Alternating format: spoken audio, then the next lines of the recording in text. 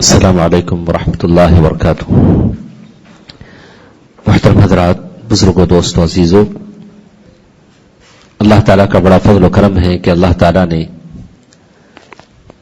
ایسے علمی اجلاس میں ہم تمام کو جمع فرمایا ہے۔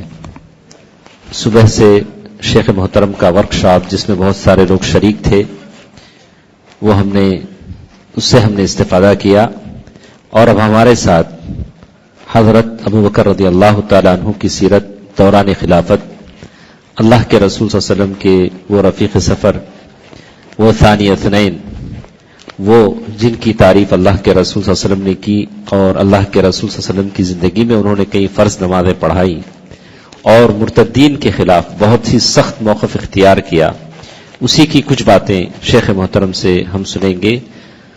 اور اس کا آغاز کرتے ہوئے سب سے پہلے IRGC کے ماتحت چلنے والے حفظ کے مدرسہ ابی بن کعب، جس میں طلباء حفظ کرتے ہیں، اور اللہ تعالیٰ کا فضل و کرم ہے کہ 2 سال 1.5 سال کے اندر بھی بہت سارے طلباء ایسے ہیں جنہوں نے کثیر مقدار میں، یعنی 10 15 پارے جنہوں نے حفظ کیا ہے، ایسے طلباء بھی ہمارے پاس ہیں۔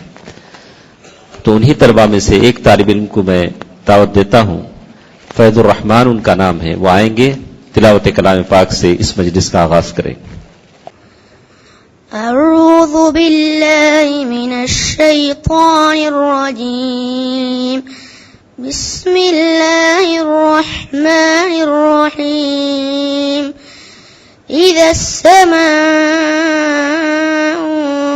فطرت وَإِذَا الْكَوَاكِبُ انتثرت وَإِذَا الْبِحَارُ فُجِّرَتْ وَإِذَا الْقُبُورُ بُعْثِرَتْ عَلِمَتْ نَفْسٌ مَّا قَدَّمَتْ وَأَخَّرَتْ يَا أَيُّهَا الْإِنسَانُ مَا غَرَّكَ بِرَبِّكَ الْكَرِيمِ الذي خلقك فسواك فعدلك في أي صورة ما شاء ركبك كلا بل تكذبون بالدين وإن عليكم لحافظين كراما كاتبين يعلمون ما تفعلون إن الأبرار لفي نعيم وإن الفجار لفي جحيم يصلونها يوم الدين وما هم عنها بغائبين وما أدراك ما يوم الدين ثم ما أدراك ما يوم الدين يوم لا تملك نفس لنفس شيئا والأمر يومئذ لله جزاك الله خير۔ السلام علیکم ورحمۃ اللہ وبرکاتہ۔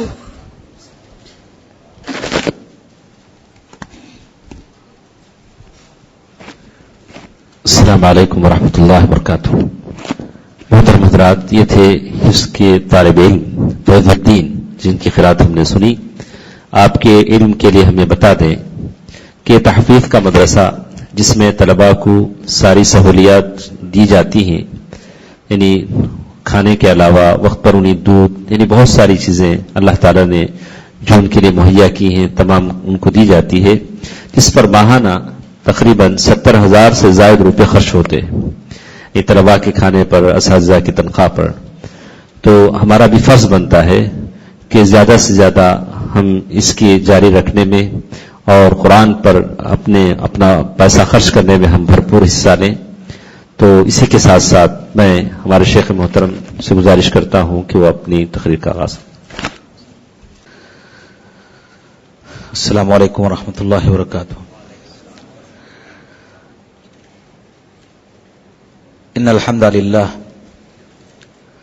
نحمده ونستعينه ونستغفره ونعوذ بالله من شرور أنفسنا ومن سيئات أعمالنا من يهده الله فلا مضل له ومن يضلله فلا هادي له وأشهد أن لا إله إلا الله وحده لا شريك له وأشهد أن محمدا عبده ورسوله أما بعد فإن خير الحديث كتاب الله وخير الحدي حدي محمد صلى الله عليه وسلم وشر الأمور محدثاتها وكل محدثة بدعة وكل بدعة ضلالة وكل ضلالة في النار. أعوذ بالله السميع العليم من الشيطان الرجيم من حمزه ونفخه ونفثه. ثاني اثنين إذ هما في الغار إذ يقول لصاحبه لا تهزن إن الله معنا. فضیلۃ الشیخ جناب عبد الواحد عمری مدنی حفظہ اللہ، ذمہ داران مرکز الامام ابن القیم رحمہ اللہ، حاضرین مجلس، نوجوانوں، بزرگوں اور بھائیوں، آج مجھے آپ کے سامنے جس شخصیت پر روشنی ڈالنی ہے وہ شخصیت ہر مسلمان جانتا ہے، پہچانتا ہے، بلکہ اس شخصیت کے جانے بغیر مسلمانوں کا ایمان مکمل نہیں ہوتا۔ یہ وہ شخصیتیں ہیں مشہور تابعی مسروق ابن الاجدع رحمہ اللہ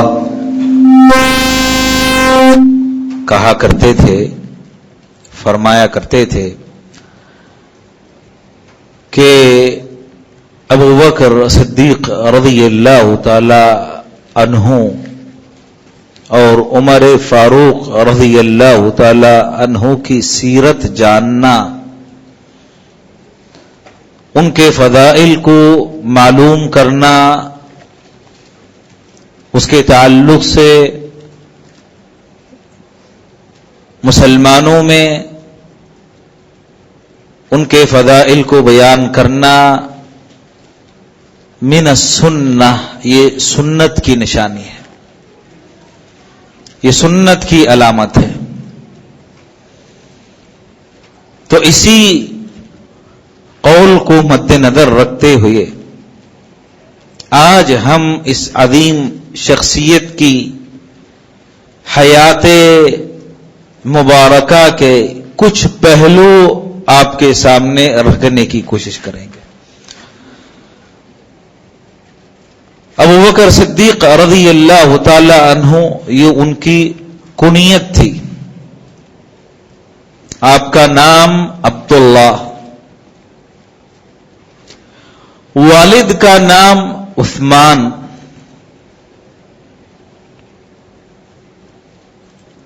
اور آپ کا خاندان، آپ کا قبیلہ، آپ کی شخصیت زمانے جاہلیت میں بھی معروف تھی، اور مسلمان ہونے کے بعد بھی آپ کا خاندان انتہائی معزز اور مکرم تھا۔ یہ صرف ابو بکر صدیق رضی اللہ تعالی عنہ کے گھرانے کی فضیلت ہے، اسی گھرانے کی خصوصیت ہے کہ ابو بکر صدیق رضی اللہ تعالی عنہ آپ کے والد گرامی عثمان، آپ کے بیٹے محمد، یعنی آپ کے باپ اور آپ کے بیٹے سارے کے سارے دائرے اسلام میں داخل ہوتے ہیں، مسلمان ہوتے ہیں۔ یہ خصوصیت سوائے ابو بکر صدیق رضی اللہ تعالی عنہ کے گھرانے کے کسی اور کو نصیب نہیں ہوئی. اور اس گھرانے کی برکت آپ ملاحظہ کریں کہ پیارے رسول صلی اللہ علیہ وسلم ام المؤمنین عائشہ صدیقہ رضی اللہ تعالی عنہا کے ساتھ ایک سفر میں تھے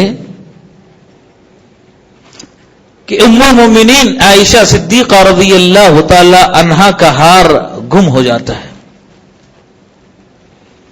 ہار کھو جاتا ہے. اس کو تلاش کرنے کے لیے پیارے رسول صلی اللہ علیہ وسلم رک جاتے ہیں. مسلمانوں کے استعمال کا پانی ختم ہو جاتا ہے، پریشانی شروع ہوتی ہے، پانی ختم ہو گیا ہے. لیکن پیارے رسول صلی اللہ علیہ وسلم ام المؤمنین عائشہ صدیقہ رضی اللہ تعالی عنہا کا ہار تلاش کرنے کے لیے مسلمانوں کے ساتھ پڑاؤ کی ہوئی ہے. کسی نے ابو بکر صدیق رضی اللہ تعالی عنہ سے شکایت کی کہ عائشہ صدیقہ رضی اللہ تعالی عنہا پیارے رسول صلی اللہ علیہ وسلم کے روکنے کا سبب بن گئی. آپ ام المومنین کی وجہ سے رک گئے اور مسلمانوں کے پاس استعمال کے لیے پانی نہیں. کیسے نماز ادا کریں گے؟ کیسے وضو کریں گے؟ ابو بکر صدیق رضی اللہ تعالیٰ ام المومنین عائشہ صدیقہ رضی اللہ تعالی عنہا کے پاس آئے. پیارے رسول صلی اللہ علیہ وسلم عائشہ صدیقہ رضی اللہ تعالی عنہا کی گود میں اپنا سر مبارک رکھے ہوئے سو رہے ہیں. ابو بکر نے ام المومنین اپنی بیٹی عائشہ کو ڈانٹنا شروع کیا اور عائشہ صدیقہ رضی اللہ تعالی عنہا کو اپنے ہاتھ سے اشارہ کرتے ہوئے کہنے لگے کہ تم نے اللہ کے نبی علیہ السلام کو روک کر سارے مسلمانوں کو روک لیا ہے اور مسلمانوں کے پاس پانی نہیں ہے. عائشہ صدیقہ رضی اللہ تعالی عنہا بیان کرتی ہیں کہ ابو بکر ڈانٹتے جا رہے تھے اور مجھے مارتے جا رہے تھے. میں حرکت کرنے سے صرف اس لیے رک گئی کیونکہ پیارے رسول صلی اللہ علیہ وسلم میری گود میں آرام کر رہے ہیں، آپ کا سر مبارک رکھا ہوا ہے. میں اس ڈر سے کہیں آپ بیدار نہ ہو جائیں حرکت نہیں کر رہی تھی. ابو بکر صدیق رضی اللہ تعالیٰ وہاں سے روانہ ہوتے ہیں. پیارے رسول صلی اللہ علیہ وسلم بیدار ہوتے ہیں. مسلمان مشکلات کے عالم میں ہیں، پانی کی تکلیف ہے، وضو کرنے کے لیے پانی میسر نہیں. اللہ تعالیٰ پیارے رسول صلی اللہ علیہ وسلم پر تیمم کی آیت نازل فرماتا ہے، تیمم کی آیت اتارتا ہے. تیمم کی آیت اتری، نازل ہوئی. اس کو سن کر اسید ابن حضیر رضی اللہ تعالی عنہ نے فرمایا ما ہی بأول برکتکم یا آل ابی بکر، اے ابو بکر کے خاندان والو، مسلمانوں پر یہ تمہارا پہلا احسان نہیں ہے. مسلمانوں پر نازل ہونے والی تمہاری وجہ سے یہ پہلی برکت نہیں ہے. اس سے پہلے اللہ تعالیٰ نے تمہارے ذریعے مسلمانوں کے لیے بہت سے برکات، بہت سے خیرات اور بہت سے احسانات اللہ کی جانب سے نازل ہوئی ہے. یہ گھرانہ انتہائی معروف گھرانہ تھا. ابو بکر صدیق رضی اللہ تعالی عنہ کو صدیق کہا جاتا ہے، سچ کی تصدیق کرنے والا، سچ کو سچ کہنے والا. ابو بکر صدیق، جہاں آپ کا نام آتا ہے آپ کو کہا جاتا ہے صدیق. یہ لقب آپ کو عطا کیا گیا اللہ کی طرف سے. اللہ نے یہ لقب آپ کو عطا کیا, رب نے یہ لقب دیا. معراج کا واقعہ, پیارے رسول صلی اللہ علیہ وسلم رات کے ایک حصے میں کعبۃ اللہ سے بیت المقدس, وہاں سے 7 آسمانوں کی سیر کی, رات کے اسی حصے میں واپس آ گئے. جب یہ واقعہ پیش آیا, پیارے رسول صلی اللہ علیہ وسلم نے مکے کے لوگوں کے سامنے اس واقعے کا ذکر کیا. کچھ لوگ نئے نئے مسلمان ہوئے تھے, نئے نئے اسلام میں داخل ہوئے تھے. اس واقعے کو سنا, کئی لوگ مرتد ہو گئے, کئی لوگ دین سے پھر گئے. کفار قریش کے سامنے, مکے کے کافروں کے سامنے بہترین موقع تھا مسلمانوں کے ساتھ مذاق کرنے کا. ابو بکر صدیق رضی اللہ تعالیٰ وہاں موجود نہیں تھے. مکے کے کافر دوڑے دوڑے ابو بکر صدیق رضی اللہ تعالیٰ عنہ کے پاس آئے. ان لوگوں نے کہا اوَسَمِعْتَ مَا قَالَ صَاحِبُكَ, اے ابو بکر کیا تم جانتے ہو تمہارے ساتھی نے کیا کہا, تمہارے ساتھی نے کیا فرمایا؟ ابو بکر صدیق رضی اللہ تعالی عنہ نے کہا کہ میرے نبی اور میرے رسول نے کیا کہا ہے, کیا فرمایا ہے؟ کافر کہنے لگے تمہارے ساتھی اور تمہارے نبی کا یہ کہنا ہے کہ رات کے ایک حصے میں کعبۃ اللہ سے بیت المقدس گئے, وہاں سے 7 آسمانوں کی سیر کی, اور پھر رات کے اسی حصے میں 7 آسمانوں کی سیر کرنے کے بعد مکہ واپس آ گئے. ابو بکر صدیق رضی اللہ تعالی عنہ سے یہ لوگ توقع کر رہے تھے کہ شاید یہ کہیں کہ میں دیکھوں گا, شاید یہ کہیں میں معلوم کروں گا, شاید یہ کہیں کہ یہ ممکن نہیں. کفار مکہ اس چیز کی توقع کر رہے تھے, لیکن ابو بکر صدیق رضی اللہ تعالی عنہ نے ایسا کچھ نہیں کہا. ابو بکر صدیق رضی اللہ تعالی عنہ نے ان سے سوال کیا, ان سے پوچھا او قال ذلک, کیا میرے نبی نے ایسے کہا ہے, کیا یہ میرے نبی کے الفاظ ہیں؟ میرے نبی نے اپنی زبان سے اس واقعے کو بیان کیا ہے. کافروں نے کہا کہ ہاں آپ کے نبی نے ایسے ہی کہا ہے. ابو بکر صدیق رضی اللہ تعالیٰ عنہ کے ایمان پر قربان جائیے. ابو بکر صدیق رضی اللہ تعالیٰ عنہ نے کہا کہ اگر یہ بات میرے نبی کی زبان سے نکلی ہے, اللہ کی قسم میرے نبی نے سچ کہا ہے, میرے نبی اپنے اس بات میں سچے ہیں. آپ کی زبان سے کئی جھوٹی بات نہیں نکل سکتی, آپ کی زبان سے کبھی جھوٹ نہیں نکل سکتا. آپ نے اپنی زندگی میں کبھی جھوٹ نہیں کہا, بلکہ ابو بکر صدیق رضی اللہ تعالی عنہ نے کہا اس بات کو تو چھوڑو, میں اس سے بڑی بات کی تصدیق کرتا ہوں. کافروں نے کہا اس سے بڑی بات کیا ہو سکتی ہے, اس سے بڑی بات کیا ہو سکتی ہے؟ ابو بکر صدیق رضی اللہ تعالی عنہ نے کہا کہ میں اپنے نبی کی اس بات کو مانتا ہوں کہ اللہ کی طرف سے ایک سیکنڈ میں جبرائیل امین کے لیے آسمان کی خبریں آپ صلی اللہ علیہ وسلم کے پاس آ جاتی ہے. جب میں اس کو تسلیم کرتا ہوں, اس کو مانتا ہوں, تو اس کو ماننے میں مجھے کیا حرج ہے؟ جب اس واقعے کی ابو بکر صدیق رضی اللہ تعالی عنہ نے تصدیق کی تو اللہ تعالیٰ نے ان کو نام دیا, نام رکھا کہ یہ صدیق ہیں, یہ صدیق ہیں, نبی پر ایمان لانے والے, آپ کی تصدیق کرنے والے یہ صدیق ہیں. میرے محترم مسلمان دوستو، پیارے رسول صلی اللہ علیہ وسلم آپ کو یاد کرتے صدیق کے نام سے، صدیق کے نام سے آپ کو پکارتے۔ پیارے رسول صلی اللہ علیہ وسلم ایک مرتبہ احد کی پہاڑی پر تھے، آپ کے ساتھ ابو بکر، عمر، عثمان، علی رضی اللہ تعالی عنہم اجمعین۔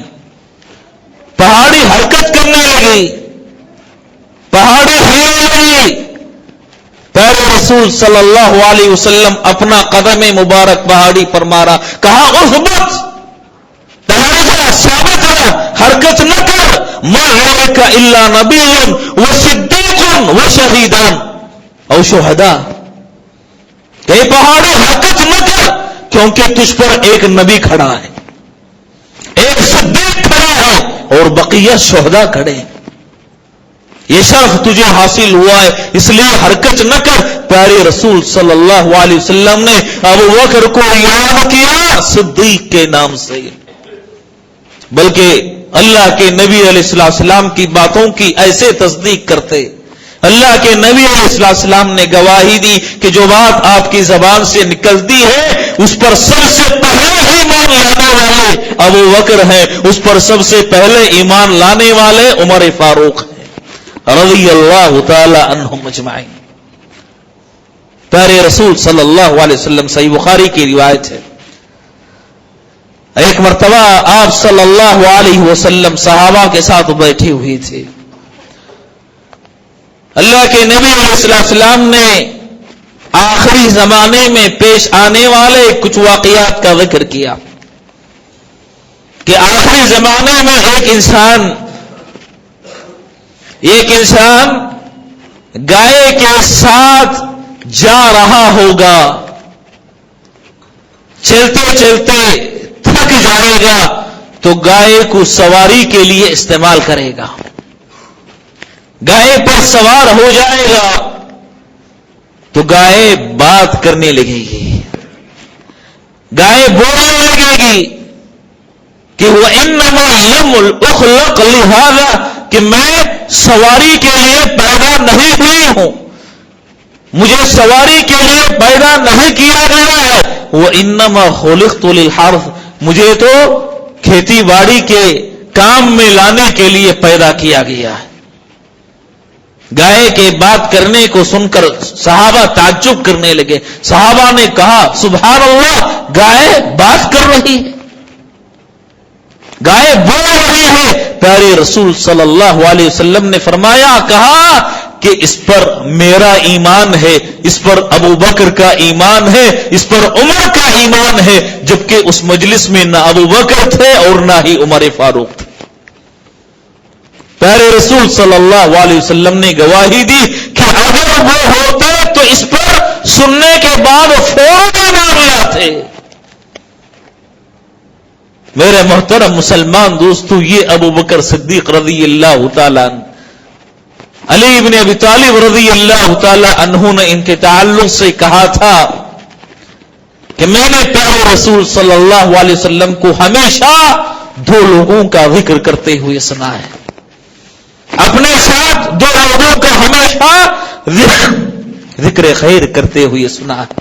پیارے رسول صلی اللہ علیہ وسلم جب بھی کہیں جاتے، واپس آتے تو صحابہ کے سامنے بیان کرتے کہ میرے ساتھ ابو بکر اور عمر ہم تینوں مل کر فلاں مقام پر گئے۔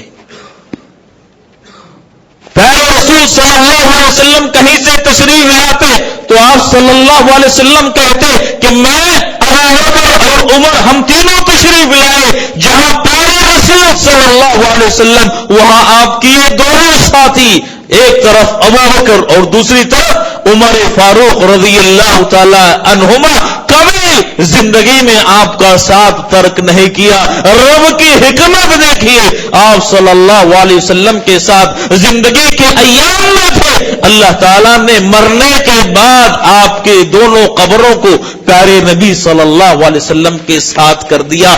زندہ تھے تو ساتھ تھے، مرنے کے بعد بھی پیارے رسول صلی اللہ علیہ وسلم کے ساتھ رضی اللہ تعالی عنہم اجمعین۔ اور اللہ کے نبی علیہ السلام نے گواہی دی کہ ابو بکر صدیق رضی اللہ تعالی عنہ کو جنت کے سارے دروازوں سے جنت میں داخل ہونے کی دعوت دی جائے گی، بلایا جائے گا۔ پیارے رسول صلی اللہ علیہ وسلم نے کہا کہ جنت کے بہت سارے دروازے ہیں، جو آدمی صلاۃ کا اہتمام کرنے والا ہے اس کو صلاۃ کے دروازے سے بلایا جائے گا، جو آدمی جہاد کرنے والا ہے جہاد کے دروازے سے دعوت دی جائے گی، جو آدمی اللہ کے راستے میں صدقہ اور خیرات کرنے والا ہے صدقے کے دروازے سے اس کو بلایا جائے گا، صیام کا اہتمام کرنے والا ہے باب الریان سے داخل ہونے کی دعوت دی جائے گی۔ ابو بکر صدیق رضی اللہ تعالی عنہ نے سوال کیا کہ اے اللہ کے نبی صلی اللہ علیہ وسلم، کیا کسی انسان کو سارے دروازوں سے جنت میں داخل ہونے کی ضرورت اور حاجت تو نہیں ہے، لیکن کیا دنیا میں کوئی ایسا بھی بندہ ہے، دنیا میں کوئی ایسا بھی مسلمان ہے جس کو جنت کے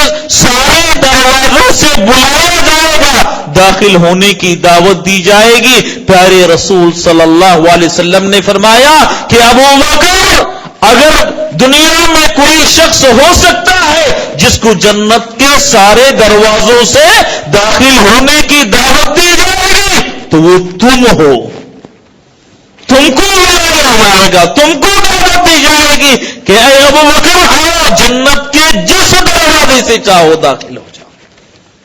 یہ فضیلت صرف ابو بکر صدیق رضی اللہ تعالی عنہ کو حاصل ہے۔ یہ ابو بکر صدیق رضی اللہ تعالیٰ عنہ، پیارے رسول صلی اللہ علیہ وسلم کا انتقال ہوتا ہے۔ اللہ کے نبی علیہ السلام کے انتقال کے بعد بہت سارے مسائل کھڑے ہوئے، بہت ساری مشکلات پیش آئیں۔ اللہ کے نبی علیہ السلام کے انتقال کے بعد سب سے بڑی مشکل عمر فاروق رضی اللہ تعالی عنہ کا یہ کہنا، یہ اعلان کرنا کہ پیارے رسول صلی اللہ علیہ وسلم کا انتقال نہیں ہوا ہے، آپ دوبارہ تشریف لائیں گے، دنیا میں آپ صلی اللہ علیہ وسلم برقرار رہیں گے، مسائل حل کریں گے مسلمانوں کے۔ ابو بکر صدیق رضی اللہ تعالیٰ انتقال کے وقت پیارے رسول صلی اللہ علیہ وسلم کے پاس موجود نہیں تھے۔ جیسے ہی سنا اللہ کے نبی علیہ السلام پر داخل ہوئی، پیارے رسول صلی اللہ علیہ وسلم کے چہرے سے چادر ہٹائی، پیشانی کا بوسہ لیا اور کہا طبت حیا ومیتا یا رسول اللہ، اے اللہ کے نبی صلی اللہ علیہ وسلم زندہ تھے تب بھی پاک تھے، انتقال ہو گیا ہے تب بھی آپ پاک۔ اللہ تعالی آپ کو 2 مرتبہ موت نہیں دے گا، 2 مرتبہ آپ کو نہیں مارے گا۔ مسجد آئے، دیکھا مسلمان پریشانی کے عالم میں ہے، عمر فاروق رضی اللہ تعالیٰ اپنے ہاتھ میں تلوار لیے ہوئی یہ اعلان کر رہے ہیں، جو یہ کہے کہ پیارے رسول صلی اللہ علیہ وسلم کا انتقال ہو چکا ہے، میں ان کے ہاتھ اور ان کے پیر کاٹ دوں گا۔ مسلمان حیرانی اور پریشانی کے عالم میں مسجد میں ہیں، اس لیے کہ یہ سب سے بڑی مصیبت کا دن ہے، نبی صلی اللہ علیہ وسلم کا انتقال ہو چکا ہے اور کسی کی عقل کام نہیں کر رہی ہے۔ وہ نبی جس سے صحابہ اپنی جان، اپنے مال، اپنا اولاد اور اپنی ساری چیزوں سے بڑھ کر محبت کرتے تھے، وہ نبی دنیا سے رخصت ہو چکا ہے تو عقلیں گم ہو چکی ہیں، عقلوں پہ تالے لگ گئے ہیں۔ عمر فاروق رضی اللہ تعالیٰ یہ اعلان کر رہے ہیں۔ ابو بکر صدیق رضی اللہ تعالیٰ عنہ نے عمر فاروق سے کہا کہ عمر بیٹھ جاؤ، عمر رضی اللہ تعالیٰ عنہ نے بیٹھنے سے انکار کر دیا۔ ابو بکر صدیق رضی اللہ تعالیٰ ممبر پر تشریف لائے، ممبر پر کھڑے ہو گئے اور کہا اعلان کرتے ہوئے کہ مسلمانوں، من کان یعبد اللہ فإن اللہ حی لا یموت، سن لے جو اللہ کی عبادت کرتا تھا اللہ تعالی ہمیشہ سے زندہ ہے اور ہمیشہ زندہ رہے گا، اس کو کبھی موت نہیں آئے گی۔ اور اگر کوئی محمد کی تم میں سے عبادت کرتا ہے تو اس کو جان لینا چاہیے فإن محمدا قد مات، محمد صلی اللہ علیہ وسلم کی موت واقع ہو چکی ہے۔ اس کے بعد قرآن مجید کی آیت کریمہ تلاوت کرتے ہیں، وما محمد الا رسول قد خلت من قبله الرسل افإن مات او قتل انقلبتم على اعقابكم ومن ينقلب على عقبيه فإنه لا يضر الله شيئا۔ قرآن مجید کی آیت کریمہ تلاوت کی، عمر فاروق رضی اللہ تعالیٰ عنہ نے آیت کو سنا، صحابہ نے آیت کریمہ کو سنا، ایسے محسوس ہوا، ان کا بیان ہے کہ شاید ہم نے زندگی میں پہلی بار یہ آیت سنی، اس سے پہلے ہماری نظر سے یہ آیت کریمہ نہیں گزری، پہلی مرتبہ گویا کہ ہم نے یہ آیت کریمہ سنی۔ اس کے بعد سارے صحابہ اسی آیت کی تلاوت کر رہی ہے اور عمر فاروق رضی اللہ تعالیٰ اپنے جگہ پر اطمینان اور آرام کے ساتھ بیٹھ جاتے ہیں۔ یہ فتنہ فروغ ہوا، یہ فتنہ ختم ہوا تو دوسرا مسئلہ جو سب سے بڑا مسئلہ تھا، مسئلہ خلافت، حالانکہ یہ مسئلہ اللہ کے نبی علیہ السلام نے اپنی زندگی میں نصوص کے ذریعے واضح کر دیا تھا کہ اگر میرے بعد کوئی خلیفہ ہوگا تو وہ ابو بکر صدیق رضی اللہ تعالیٰ۔ آپ کے خلافت کی طرف اللہ کے نبی علیہ السلام نے احادیث مبارکہ میں اشارہ کر دیا تھا۔ اللہ کے نبی علیہ السلام ایک مرتبہ صلح کرانے کے لیے کہیں چلے جاتے ہیں، آپ کی واپسی میں تاخیر ہوئی، بلال رضی اللہ تعالیٰ ابو بکر صدیق رضی اللہ تعالیٰ عنہ کے پاس آئے، ان سے کہنے لگے کہ اے ابو بکر، اللہ کے نبی علیہ السلام کے لوٹنے میں تاخیر ہو گئی، کیا تم نماز پڑھاؤ گے؟ ابو بکر صدیق رضی اللہ تعالیٰ امامت کے لیے آگے بڑھتے ہیں، مرض الموت میں پیارے رسول صلی اللہ علیہ وسلم مسجد میں نکلنے میں مشکل پیش آ رہی ہے، جماعت کے ساتھ نماز پڑھنے میں مشکلات واقع ہو رہے ہیں۔ صحابہ نے سوال کیا، پوچھا کہ اللہ کے نبی صلی اللہ علیہ وسلم کس کو امامت کے لیے آگے بڑھائیں، کون امامت کروائے؟ پیارے رسول صلی اللہ علیہ وسلم نے کہا کہ ابو بکر۔ عائشہ صدیقہ رضی اللہ تعالی عنہا کہتی ہیں میں نے اللہ کے نبی علیہ السلام سے کہا کہ اللہ کے نبی صلی اللہ علیہ وسلم ابو بکر انتہائی نرم دل آدمی، آپ کی جگہ کھڑے ہو جائیں گے تو بہت زیادہ رونے لگیں گے، آنسو بہائیں گے، اپنے آنسوؤں پر کنٹرول نہیں کر سکتے، آپ عمر کو حکم دیجئے کہ وہ نماز پڑھائیں۔ اللہ کے نبی علیہ السلام نے کہا کہ نہیں، ابو بکر امامت کے لیے اللہ کے نبی علیہ السلام نے کہا کہ ابو بکر امامت کرائیں گے۔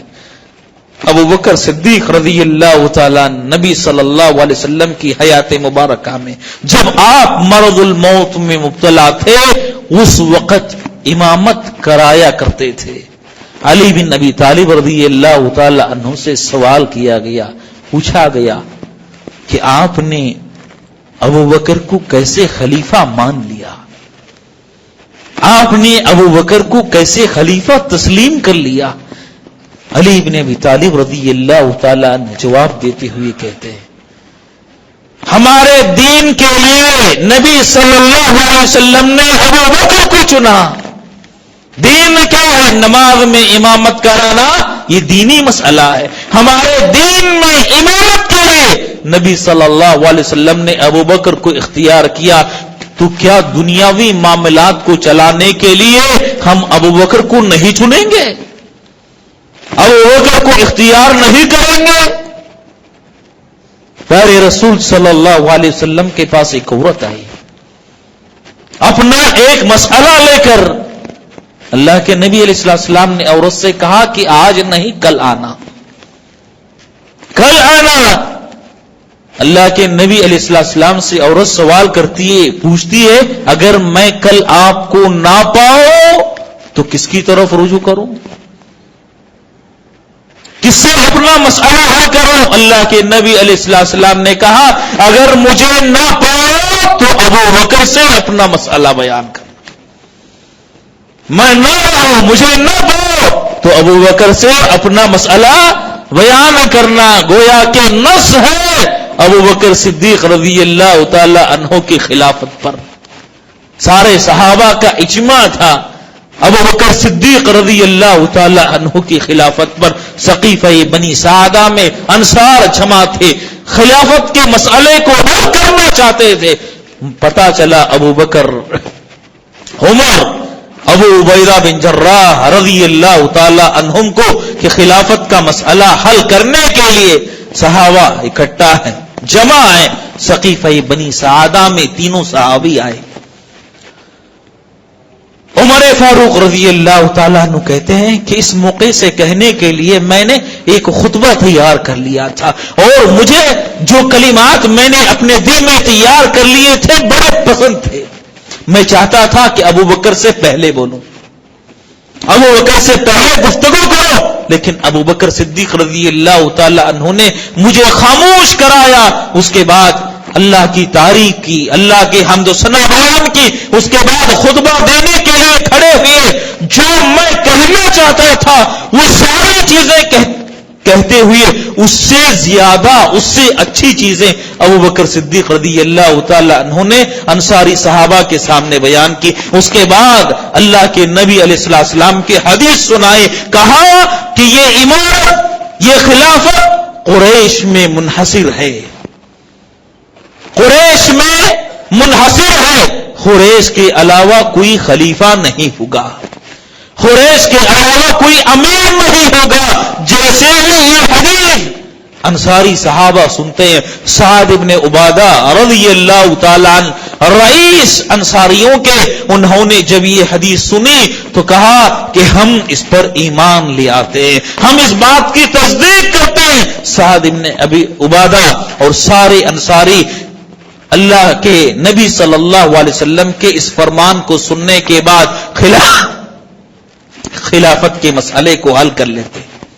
عمر فاروق نے ابو بکر سے کہا کہ آپ اپنا ہاتھ آگے بڑھائیں، ابو بکر نے عمر سے کہا کہ آپ اپنا ہاتھ آگے بڑھائیں، عمر فاروق نے کہا کہ نہیں، آپ ہم میں سب سے زیادہ افضل تھے، سب سے زیادہ بہترین تھے، آپ سے آگے بڑھنے کی ہم میں سے کوئی جرأت نہیں کر سکتا کہ آپ سے آگے بڑھ جائے۔ ابو بکر کا ہاتھ پکڑا، عمر فاروق رضی اللہ تعالیٰ عنہ نے آپ کے ہاتھ پر بیعت کی۔ اس کے بعد سارے صحابہ ابو بکر صدیق رضی اللہ تعالیٰ عنہ کے ہاتھ پر بیعت کرنے کے لیے ٹوٹ پڑتے ہیں۔ میرے محترم مسلمان دوستو، ذرا غور کیجیے، ذرا سوچیے کہ اللہ کے نبی علیہ السلام نے اپنی زندگی میں جس صحابی کو امام مقرر کیا، عورت کو اللہ کے نبی علیہ السلام نے کہا کہ اگر تم مجھے نہ پانا تو ابو بکر کی طرف رجوع کرنا۔ اللہ کے نبی علیہ السلام کے انتقال کے بعد سارے صحابہ جس کے ہاتھ پر بیعت کر کے متفق ہو گئے، اگر کوئی اس کی خلافت کو تسلیم نہ کرے، اس کی خلافت کو نہ مانے، کیا نبی صلی اللہ علیہ وسلم کے حکم کی صریح خلاف ورزی نہیں؟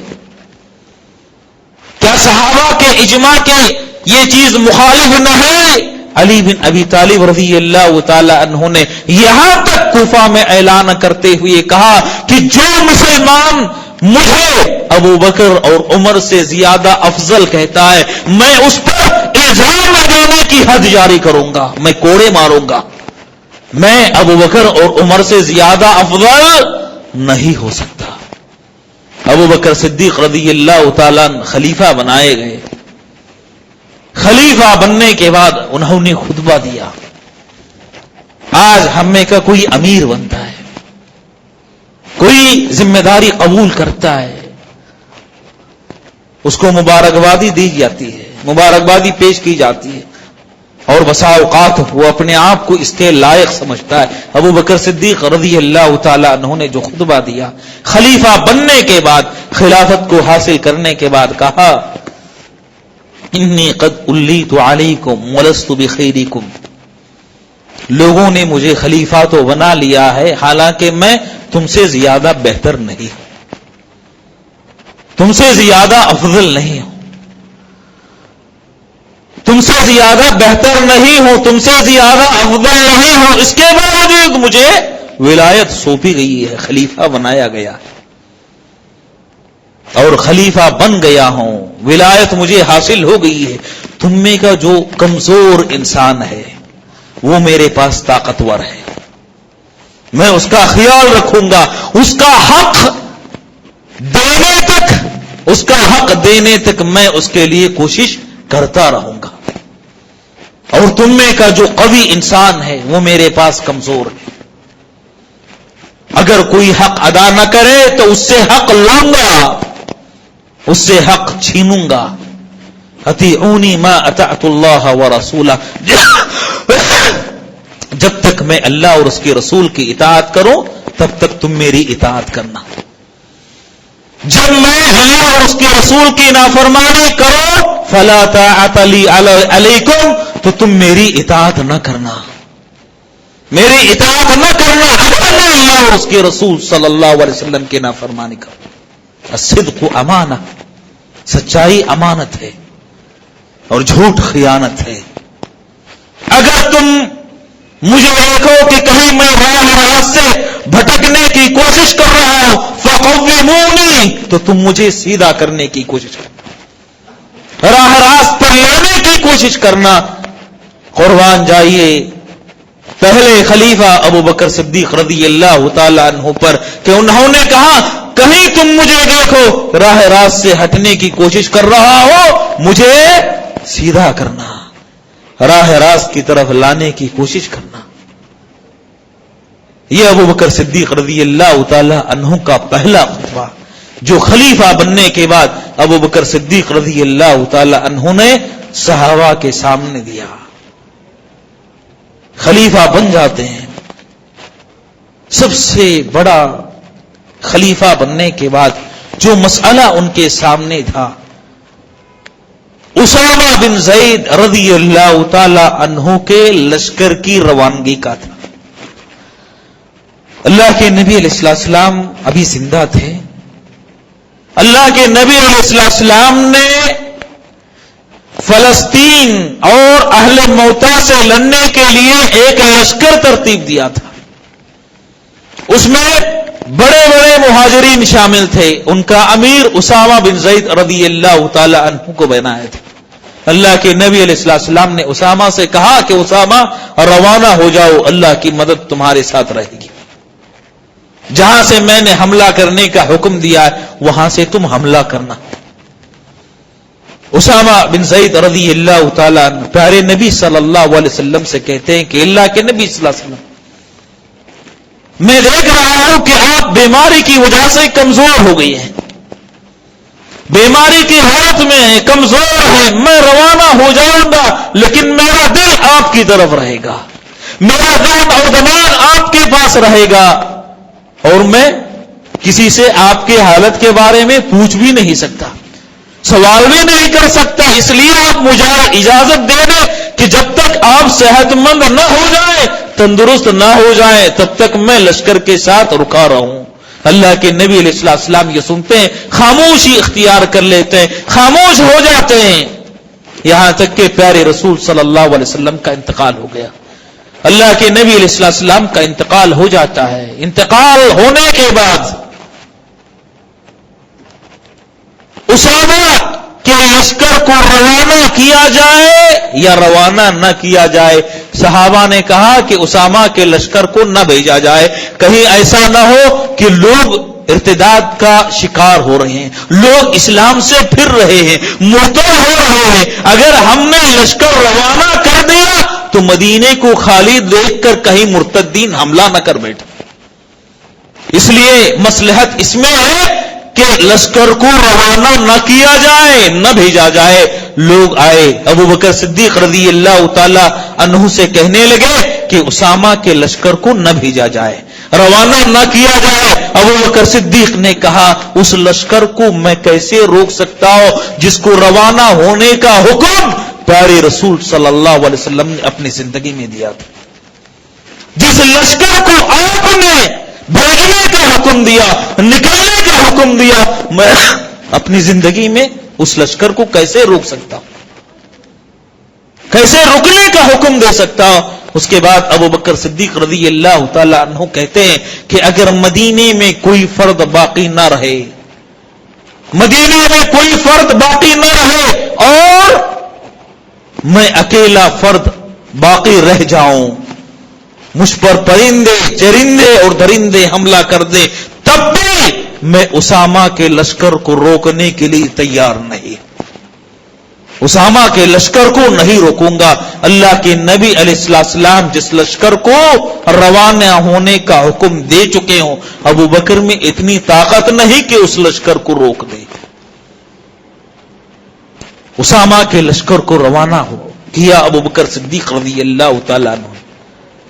جب یہ بات مرتدین نے دیکھی، مانعین زکات نے دیکھی کہ خلیفہ بننے کے بعد، نبی صلی اللہ علیہ وسلم کے انتقال کے بعد ان کا لشکر مدینے سے نکل کر موتا اور فلسطین کی جانب جا رہا ہے اور وہاں حملے ہونے کی تیاری کر رہا ہے، تو انہوں نے سمجھا کہ اللہ کے نبی علیہ السلام کے انتقال کے بعد بھی مسلمان طاقتور ہیں، مسلمانوں میں طاقت موجود ہے، اگر یہ کمزور ہوتے تو اسامہ کے لشکر کو کبھی روانہ نہ کرتے، کبھی نہ بھیجتے۔ لشکر کو روانہ کیا، مطلب یہ ہوا کہ مسلمان طاقتور ہے، اسی لیے ان میں سے کسی کو مدینے پر حملہ کرنے کی جرأت نہ ہوئی۔ لشکر روانہ ہوتا ہے، لشکر جاتا ہے اور دشمن کو نقصان پہنچا کر مال غنیمت حاصل کر کے سارے صحابہ صحیح سالم مدینہ لوٹ آتے۔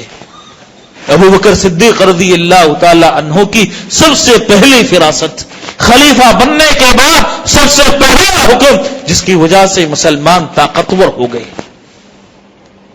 اللہ کے نبی علیہ السلام کے انتقال کے بعد ایک طرح کی کمزوری مسلمان محسوس کر رہے تھے۔ انس بن مالک رضی اللہ تعالی عنہ کا بیان ہے، وہ کہتے ہیں نبی صلی اللہ علیہ وسلم کا انتقال ہوا تو مسلمان لومڑیوں کی طرح کمزوری محسوس کرنے لگے، سرنا کالثعالب، کمزوری محسوس کرنے لگے، یہاں تک کہ ابو بکر صدیق رضی اللہ تعالی عنہ نے مسلمانوں کے درمیان خطبہ دیا، اور خطبہ دیا، ایک ہی خطبہ ابو بکر کا مسلمانوں نے سن لیا، شیر کی طرح پھر دھاڑنے لگے۔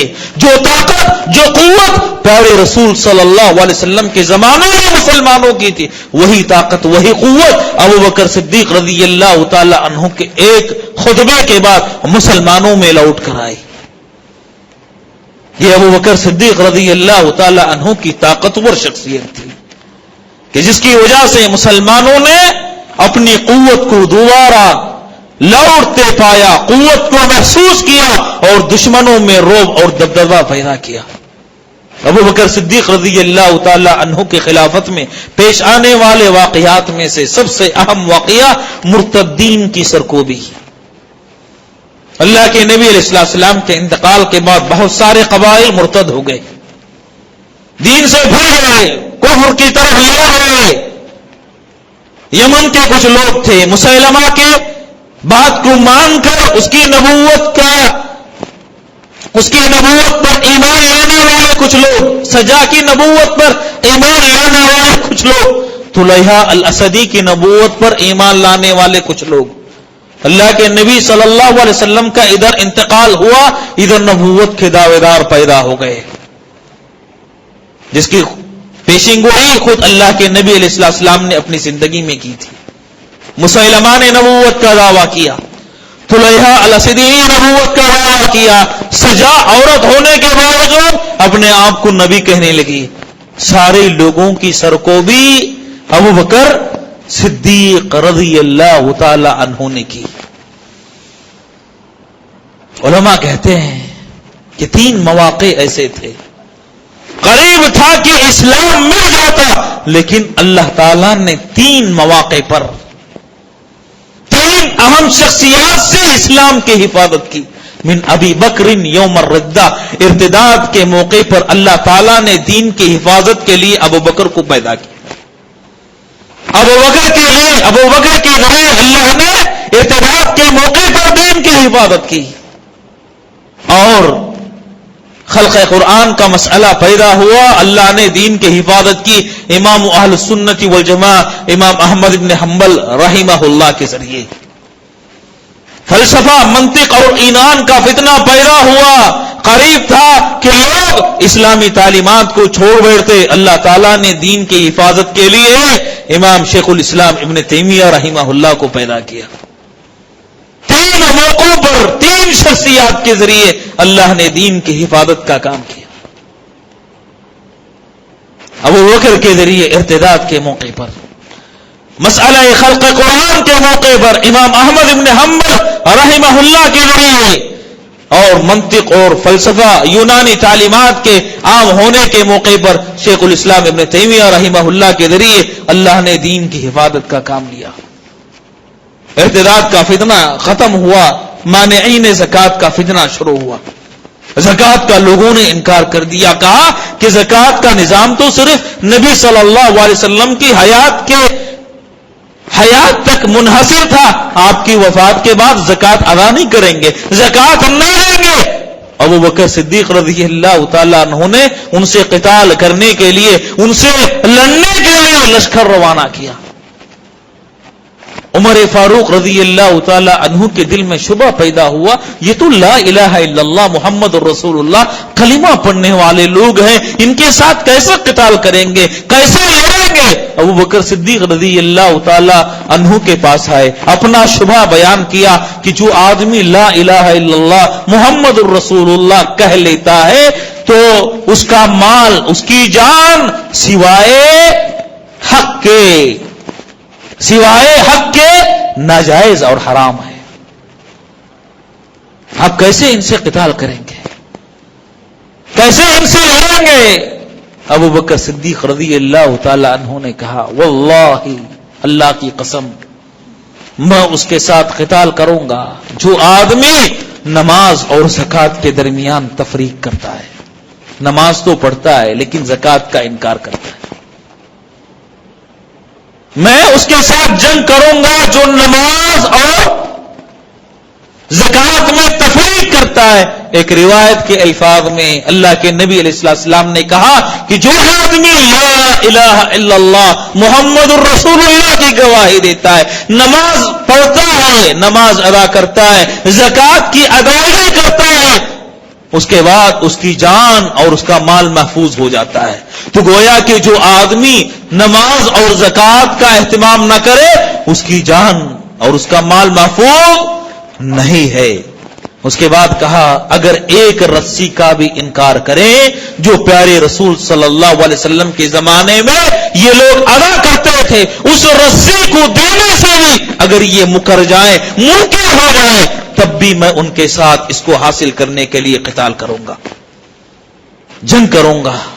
مانعین زکوٰۃ کے فتنے کو ختم کیا ابو بکر صدیق رضی اللہ تعالیٰ عنہ نے.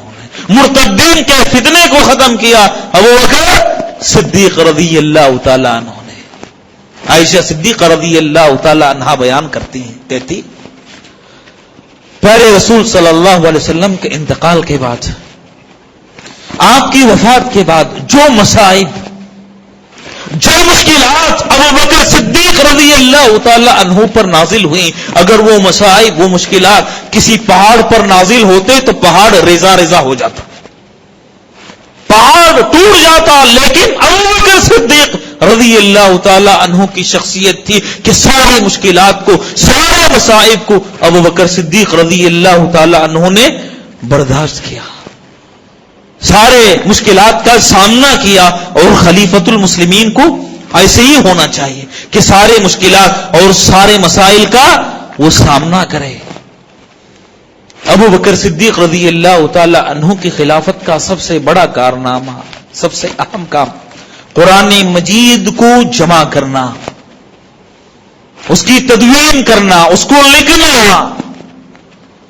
زید بن ثابت رضی اللہ تعالیٰ عنہ وہ کہتے ہیں کہ ابو بکر صدیق رضی اللہ تعالیٰ عنہ کا ایک قاصد میرے پاس آیا، مجھے طلب کرتے ہوئے ابو بکر صدیق رضی اللہ تعالیٰ عنہ کے پاس لے گیا۔ میں نے دیکھا کہ عمر فاروق رضی اللہ تعالیٰ عنہ آپ کے پاس بیٹھے ہوئے ہیں، آپ کے ساتھ موجود ہیں۔ ابو بکر صدیق رضی اللہ تعالیٰ عنہ نے زید بن ثابت سے کہا کہ یہ عمر میرے پاس آئے، انہوں نے مجھ سے کہا کہ یمامہ کے روز حفاظ قرآن بکثرت قتل کیے گئے، بکثرت مارے گئے، قرآن کے یاد کرنے والے، قرآن کے حافظ بکثرت شہید ہو رہے میدان جنگ میں، اور مجھے ڈر ہے کہ اگر ان کی شہادت کا یہی سلسلہ برقرار رہا تو دنیا سے قرآن مجید اٹھ جائے گا، قرآن کے یاد کرنے والے ختم ہو جائیں گے، ان کے ختم ہونے سے پہلے قرآن کو آپ محفوظ کر دیں۔ عمر نے مجھے یہ مشورہ دیا۔ میں نے عمر سے کہا کیف افعل شیئا لم يفعله رسول اللہ صلی اللہ علیہ وسلم، میں وہ کام کیسے کر سکتا ہوں جو کام اللہ کے نبی نے نہیں کیا، یہ کام پیارے رسول صلی اللہ علیہ وسلم نے نہیں کیا، وہ کام کیسے میں کر سکتا ہوں؟ برابر مجھے عمر اصرار کرتے رہے، اس کام پر ابھارتے رہے، اور میں بھی سوچتا رہا، غور فکر کرتا رہا۔ اس کے بعد مجھے اطمینان ہوا، اللہ نے میرے سینے کو کھول دیا کہ یہ کام کرنا چاہیے، اس کام میں بھلائی ہے، اس کام میں خیر ہے۔ میں تمہیں قرآن کو جمع کرنے کا مکلف کرنا چاہتا ہوں، اس کام کے لیے میں تمہیں استعمال کرنا چاہتا ہوں، اس کام میں لگانا چاہتا ہوں۔ زید بن ثابت رضی اللہ تعالیٰ عنہ کہتے ہیں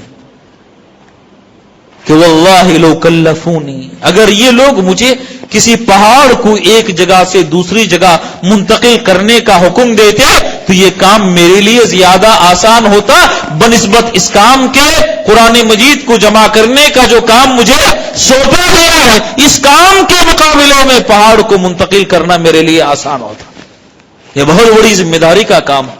اس کے بعد زید بن ثابت رضی اللہ تعالیٰ عنہ نے وہی جملہ دہرایا کہ وہ کام آپ کیسے کر رہے ہو جو کام اللہ کے نبی علیہ السلام نے نہیں کیا، وہ کام آپ کیسے انجام دیں گے؟ ابو بکر صدیق نے کہا کہ اس کام میں بھلائی ہے، غور کیجیے، سوچیے۔ زید بن ثابت سوچتے رہے، یہاں تک کہ اللہ تعالیٰ نے ان کے سینے کو بھی اس کام کے لیے کھول دیا، وہ بھی مطمئن ہو گئے۔ اس کے بعد قرآن مجید کو مختلف جگہوں سے جمع کرنے لگے، اکٹھا کرنے لگے۔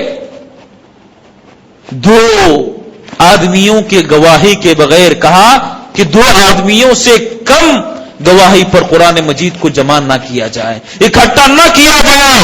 ایک آیت ناقص نظر آ رہی تھی قرآن مجید میں، ایک آیت نہیں مل رہی تھی۔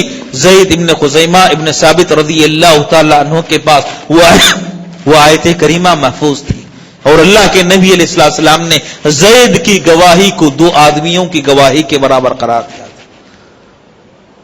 خزیمہ ابن ثابت الانصاری رضی اللہ تعالی عنہ کی گواہی کو پیارے رسول صلی اللہ علیہ وسلم نے 2 آدمیوں کی گواہی کے برابر قرار دیا تھا، تو وہاں سے قرآن مجید کی آیت کریمہ کو لے لیتے۔ اس طرح قرآن مجید کی تدوین کا کام مکمل ہو گیا۔ یہ کام، اس کا مشورہ دینے والے عمر فاروق رضی اللہ تعالیٰ عنہ، جس کی خلافت میں یہ کام مکمل ہوا، وہ ابو بکر صدیق رضی اللہ تعالیٰ عنہ، جس نے اس کام کو انجام دیا زید ابن ثابت رضی اللہ تعالیٰ عنہ۔ قرآن مجید آج جو بھی پڑھے گا، قرآن مجید کی جو بھی تلاوت کرے گا، یقیناً ان کا ثواب ان صحابہ تک پہنچتا رہے گا۔ عمر فاروق رضی اللہ تعالیٰ عنہ کو بھی، زید بن ثابت رضی اللہ تعالیٰ عنہ کو بھی، اور ابو بکر صدیق رضی اللہ تعالیٰ عنہ، سب کو یہ ثواب ان کی موت کے بعد ان کی قبروں میں بھی پہنچتا رہے گا۔ ابو بکر صدیق رضی اللہ تعالیٰ عنہ کو کا ایک اور کارنامہ جو سب سے بڑا کارنامہ شمار ہوتا ہے، اپنے بعد عمر فاروق رضی اللہ تعالی عنہ کو خلیفہ بنانا، اپنے بعد عمر فاروق کی شخصیت کو خلافت کے لیے منتخب کرنا، اتنا عظیم کام کہ اس سے بڑھ کر عظیم کام کوئی اور نہیں ہو سکتا۔ خلیفہ بنایا۔ عمر فاروق رضی اللہ تعالی عنہ کی شخصیت معروف تھی کہ بڑی شدید ہے، بڑی سخت ہے۔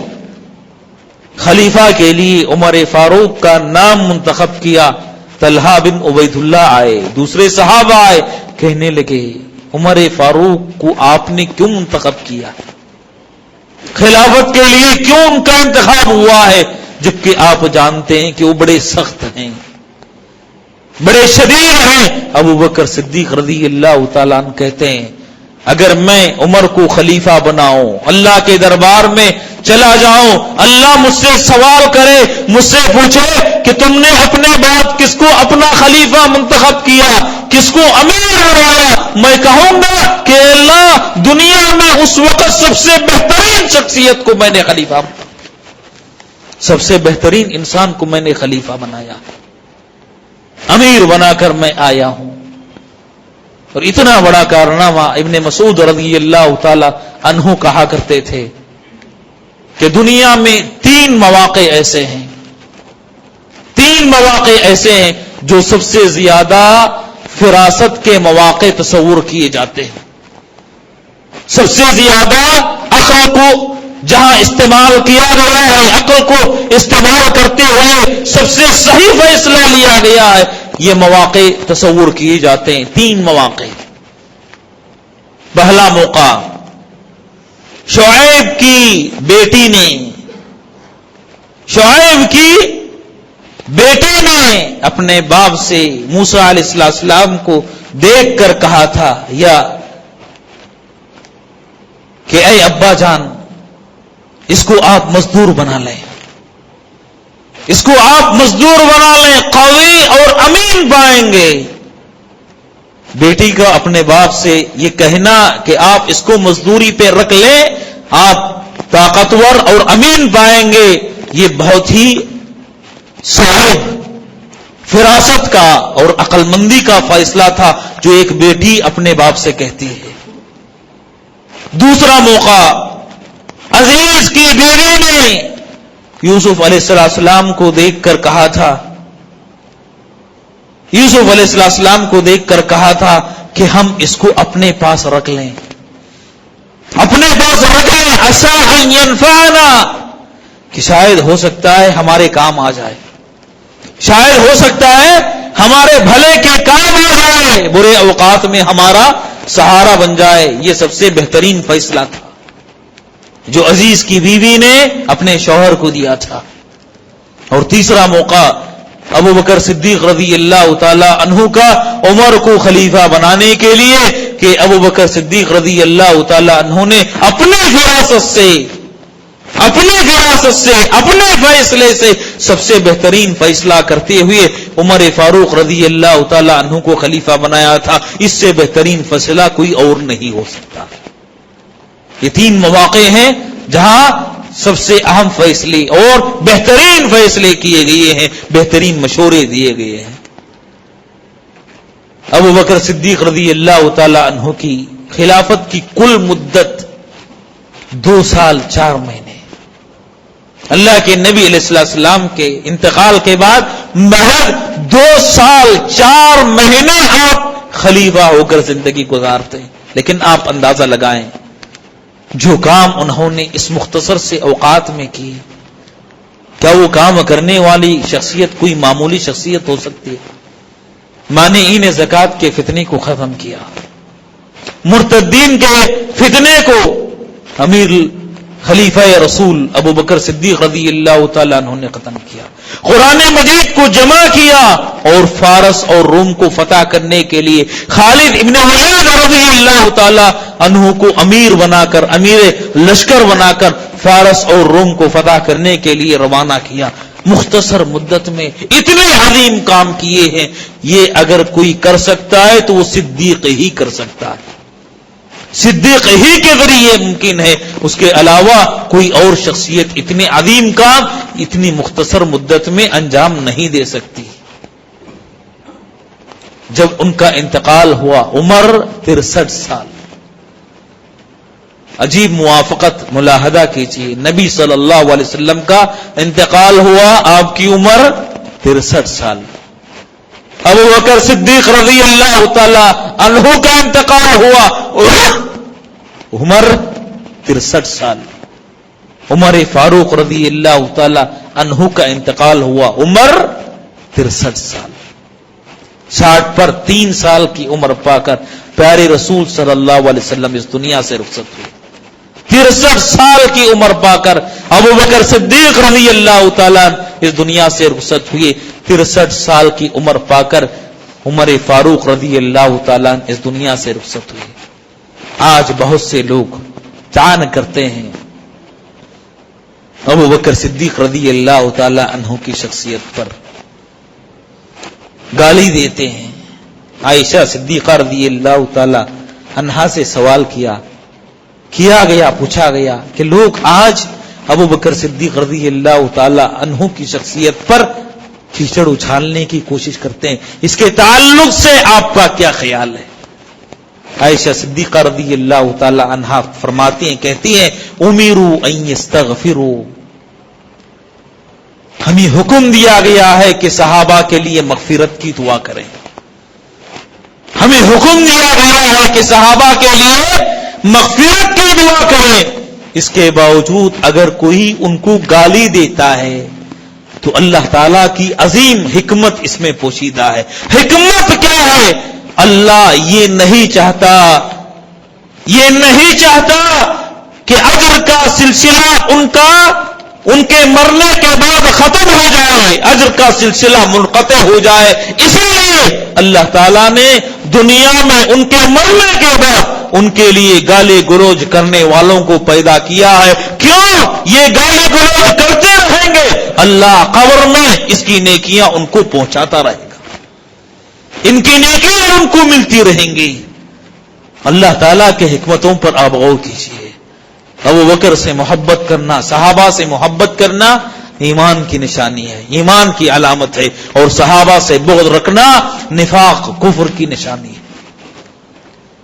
ایک حدیث بیان کر کے میں اپنی بات کو ختم کروں گا۔ انس بن مالک رضی اللہ تعالیٰ عنہ بیان کرتے ہیں، ایک شخص آیا پیارے رسول صلی اللہ علیہ وسلم کے پاس، قیامت کے تعلق سے سوال کرنے لگا، پوچھنے لگا کہ قیامت کب واقع ہوگی۔ نبی صلی اللہ علیہ وسلم نے سوال کیا، پوچھا ماذا اعددت لها، تم نے قیامت کی کیا تیاری کی، کیا توشہ تیار کیا ہے؟ کہا کہ میں نے کوئی بڑا ذخیرہ عمل کا تیار نہیں کیا ہے، الا انی احب اللہ ورسولہ، ہاں میرے پاس ایک نیکی ہے کہ میں اللہ اور اس کے رسول صلی اللہ علیہ وسلم سے محبت کرتا ہوں، میں چاہتا ہوں اللہ کو، میں چاہتا ہوں نبی صلی اللہ علیہ وسلم کو۔ پیارے رسول صلی اللہ علیہ وسلم نے کہا انت ما من احببت، جاؤ تم قیامت کے دن ان کے ساتھ رہو گے جن سے تم محبت کرتے ہو، جن کو تم چاہتے ہو۔ انس بن مالک رضی اللہ تعالی عنہ بیان کرتے ہیں، جب یہ بات ہم نے پیارے رسول صلی اللہ علیہ وسلم کی زبانی سنی، اتنی خوشی ہوئی کہ اس سے پہلے کبھی ہمیں اتنی خوشی محسوس نہیں ہوئی تھی۔ اس کی وجہ بیان کرتے ہوئے کہتے ہیں کہ ہم ابو بکر صدیق رضی اللہ تعالی عنہ کی طرح عمل نہیں کر سکتے، ہمارا عمل عمر فاروق رضی اللہ تعالی عنہ کے عمل کے برابر نہیں ہو سکتا۔ البتہ یہ امید ضرور ہم رکھتے ہیں کہ ہم ان سے محبت کرتے ہیں، ہم ان سے محبت کرتے ہیں، ان کو چاہتے ہیں، اور ان سے محبت کرنے کے بدلے میں اللہ تعالیٰ کل قیامت کے دن ان کا قرب ہمیں نصیب کرے گا، ان کا قرب ہمیں حاصل ہو جائے گا۔ اسی لیے یہ بات سننے کے بعد پیارے رسول صلی اللہ علیہ وسلم سے ہم بہت خوشی محسوس کیا، تو ہم صحابہ سے محبت کریں گے۔ صحابہ سے محبت کرنا ایمان کی نشانی ہے۔ ابو بکر، عمر فاروق اور دیگر صحابہ سے محبت کرتے ہوئے انسان دنیا سے رخصت ہوتا ہے، یقیناً کل قیامت کے دن جنت میں ان سے قریب رہے گا، ان کا قرب مسلمان کو نصیب ہوگا۔ اللہ تعالیٰ سے دعا ہے کہ اللہ تعالیٰ سارے صحابہ سے محبت کرنے کی ہمیں توفیق عطا فرمائے، اور اللہ تعالیٰ جب تک زندہ رکھے ایمان اور اسلام پر زندہ رکھے، موت دے تو اللہ تعالیٰ توحید اور ایمان پر موت عطا فرمائے، حسن خاتمہ نصیب فرمائے، سوء خاتمہ سے اللہ تعالیٰ محفوظ رکھے، آمین۔ وآخر دعوانا الحمدللہ رب العالمین۔